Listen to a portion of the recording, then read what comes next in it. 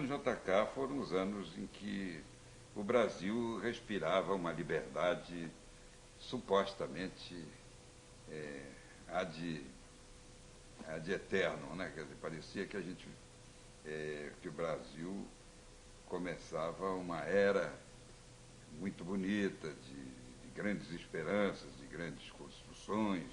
Brasília estava sendo feita e subterraneamente surgia uma nova concepção da liberdade brasileira, que era a força de expressão que nós tínhamos conquistado, a possibilidade de dizer as coisas abertamente e claramente.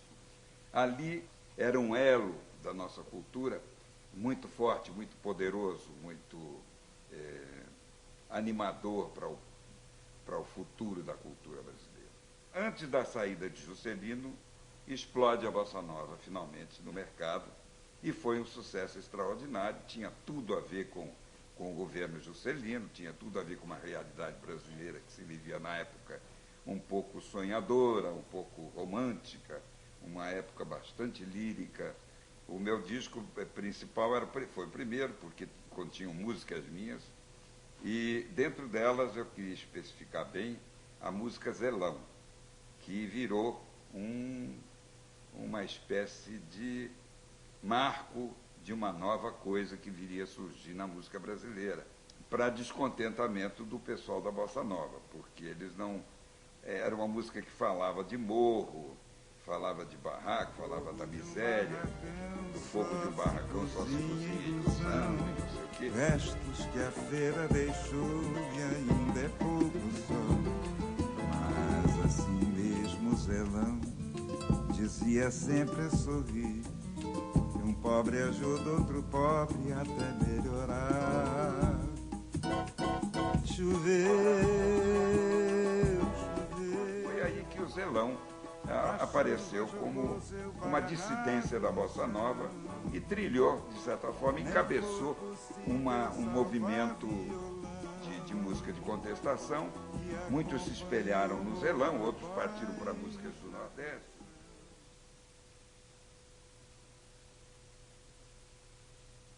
Aquele momento, então, retratava a angústia da sociedade ao descobrir o quanto estava avançada a miséria no Brasil. Esse era o espírito que, de repente, começou a ser revelado pela arte, assimilada pelo povo, que tomou consciência da sua própria realidade histórica. Então, ali se verificou que a arte tinha uma importância de transformação. Não na transformação dos problemas, mas na transformação das cabeças, de entender esses problemas. A arte servia para elucidar, denunciava a problemática brasileira com um grande alcance emotivo, através do cinema, através do teatro, através da música e da própria luta dos estudantes. Na forma como Glauber se expressava, estava tudo sintetizado a respeito da nossa luta.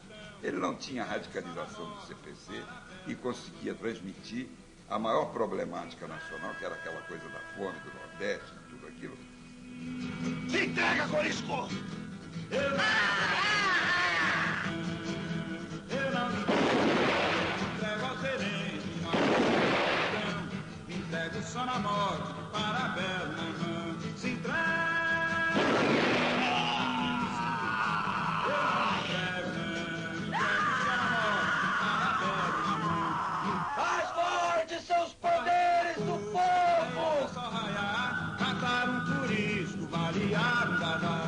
A miséria do Nordeste continua existindo de uma forma brutal. Quer dizer, nunca governo nenhum conseguiu transformar aquilo. O sertão vai virar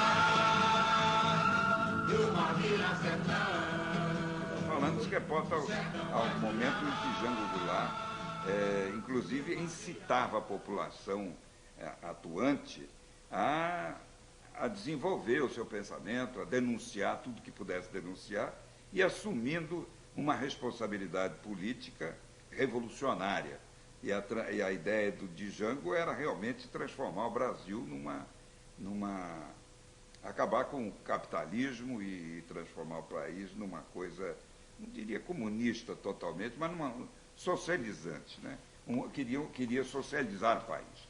O governo, que é também o povo e que também sou o povo pertence, reafirma seus propósitos inabaláveis de lutar com todas as suas forças pela reforma da sociedade brasileira.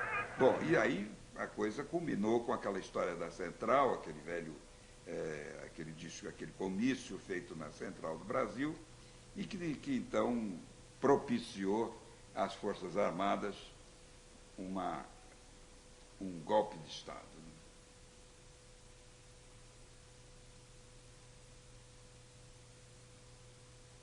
E aí eu vi que a coisa tinha ficado um pouco preta demais, quer dizer, tinha começado alguma coisa para a qual eu não estava preparado para reagir. Ninguém tinha me dado um fuzil, ninguém tinha me ensinado que era para atirar e nem me disseram que eu ia sair atirando em qualquer coisa.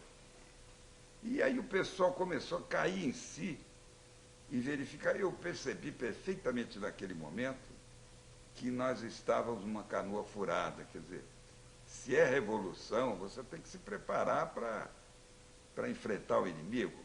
E o nosso inimigo a gente enfrentava verbalmente, com a ação de conscientização na medida em que da nossa possibilidade.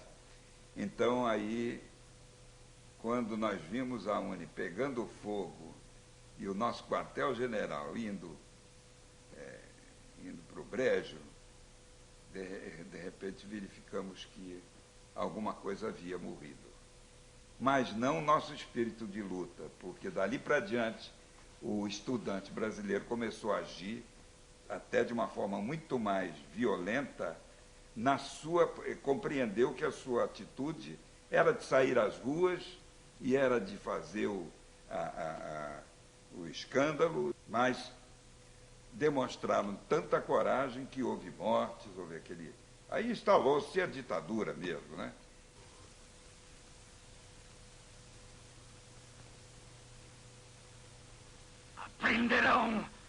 Aprenderão, dominarei esta terra, botarei estas histéricas tradições em ordem, pela força, pelo amor da força, pela harmonia universal dos infernos, chegaremos a uma civilização.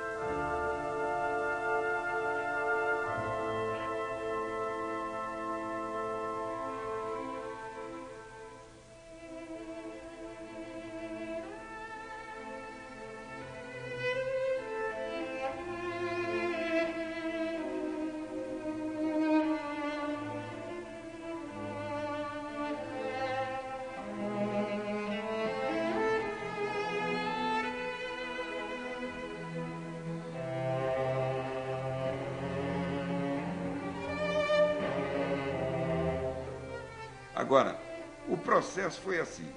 A ditadura veio e botou o AI-5 na história, pintou a censura, a censura começou a proibir a inteligência, a burrice começou a subir, começou a crescer a burrice no país.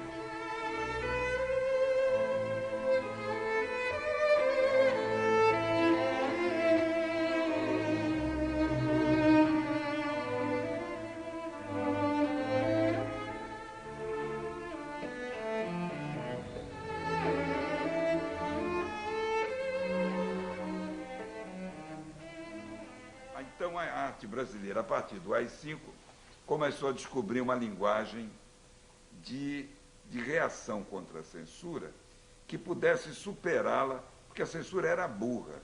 Quer dizer, eles não entendiam, não tinham cultura nenhuma, era um pessoal que estava ali expressamente colocado para poder podar a cultura brasileira que fosse política.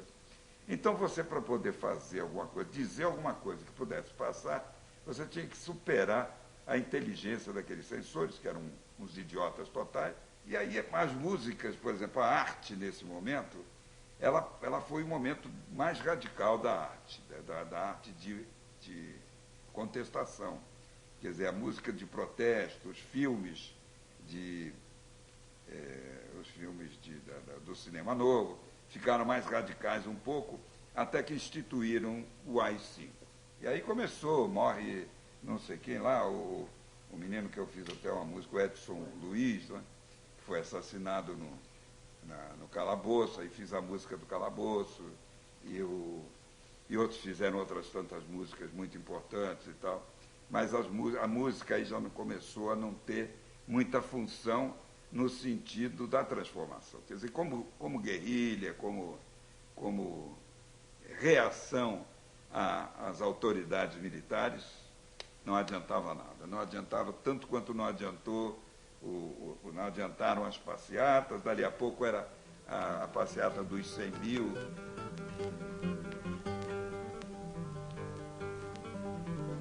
Olho aberto, ouvido atento e a cabeça no lugar. Cala a boca, moço, cala a boca, moço. Do canto da boca escorre metade do meu cantar. Cala a boca, moço, cala a boca, moço. Eis o lixo do meu canto que é permitido escutar. Cala a boca, moço. Olha o vazio nas almas, olha um violeiro de alma vazia. Olha o vazio nas almas, olha um violeiro de alma vazia. Cerradas portas do mundo, e decepada canção. O AI-5 em 68 veio arrebentar com o tal elo cultural da nossa, o elo unificante da nossa cultura e da realidade brasileira também. Porque nesse momento começaram-se a exportar, exilar as grandes cabeças, foi preciso sair toneladas de cabeças importantes da nossa cultura, do nosso saber, da nossa política, e de repente a cultura começou a partir para isso, alienando completamente as cabeças que estavam esclarecidas para uma transformação.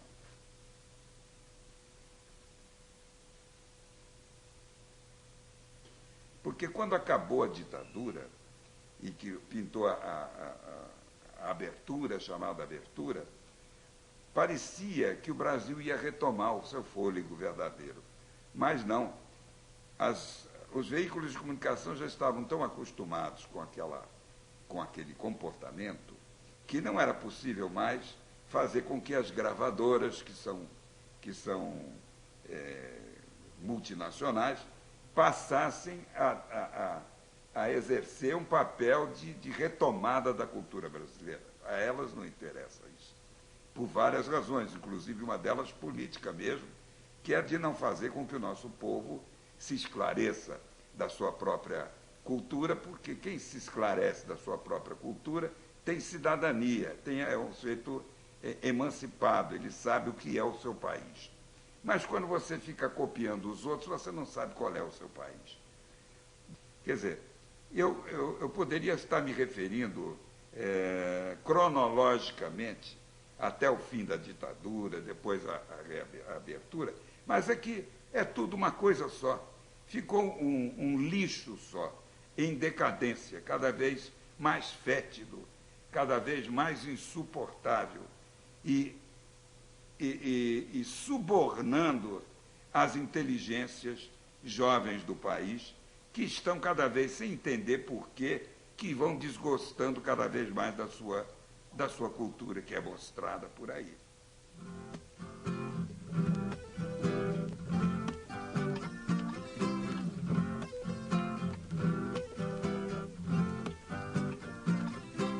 Cada verso é uma semente no deserto de meu peito, e onde rompe a grama verde vou deitando desalento, no largo de alguma boca, no rasgo de algum sorriso, no gesto de algum lampejo, na rima de um improviso, nas curvas de uma morena, na reta do meu desejo.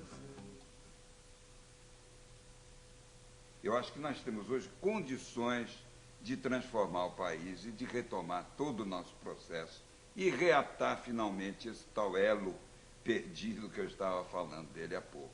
Quer dizer, eu acho que a gente tem condições nesse momento de tentar reatar esse elo, porque os que estão fazendo verdadeiramente a música brasileira, desconhecidos do público, e com talento inimaginável, porque vocês imaginem, agora mesmo eu estava ouvindo falar no Yamandu, por exemplo. Você sabe quem é Yamandu? Talvez não saiba, ou se sabe, talvez tenha visto ele por acaso aqui ou ali tocando um violão extraordinário.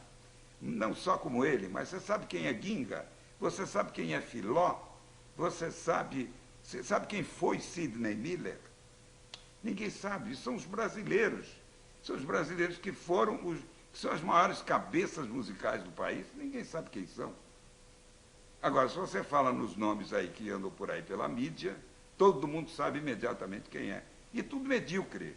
A decadência é de tal forma que está ficando assim uma coisa até ridícula para o país. É ridículo que o que nós temos como cultura hoje do país seja isso que as televisões estão mostrando.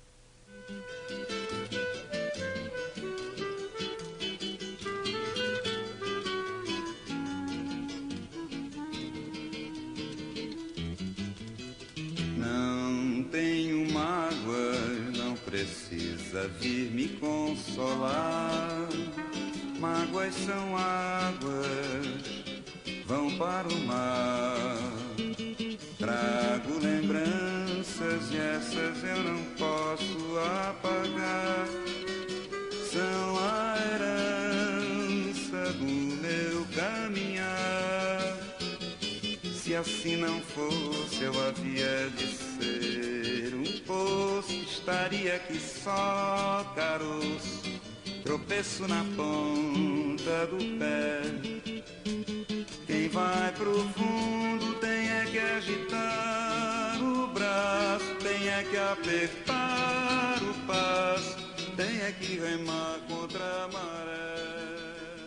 Tem um pressentimento e uma certa certeza de que, na verdade, vai haver um renascimento dessa cultura brasileira. E quando ela vier, ela vai vir com muita força, porque se houver, é como abrir a porteira de uma boiada. Eu acho que quando pintar esse estouro dessa boiada, ninguém mais segura a cultura brasileira.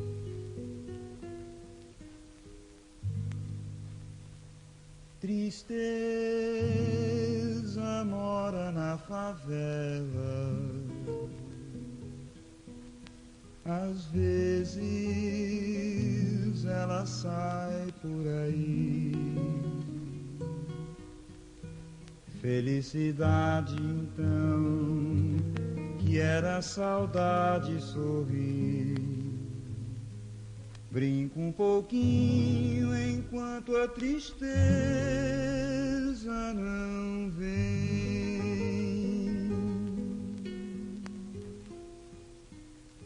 Canta,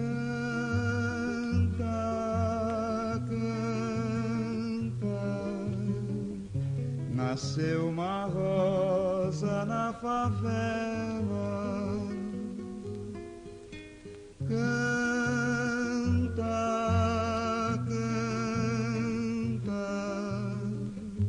Nasceu uma rosa na favela.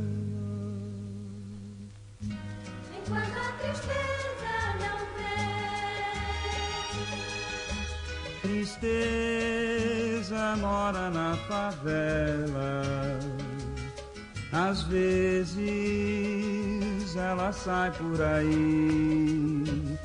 Felicidade então, que era saudade sorrir. Brinca um pouquinho enquanto a tristeza não vem.